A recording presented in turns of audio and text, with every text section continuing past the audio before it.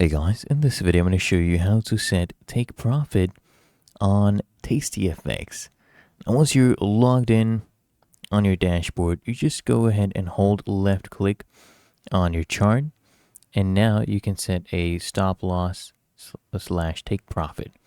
And you just drag these, down right here for your stop loss, and then you drag this one up for your take profit.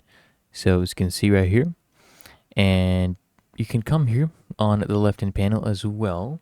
You can go to positions, and if you want, you can just come here and close this position anytime you want. So we close this, right? You can go ahead and sell it, close the position, and you can start another one. Again, just go ahead and hold left click anywhere on the chart and set your stop loss and take profit. Okay, once you can see it's done right there, you go to your positions. You can also go ahead and add these to your workspace, and you'll see them right here. You can easily go ahead and close them when you want.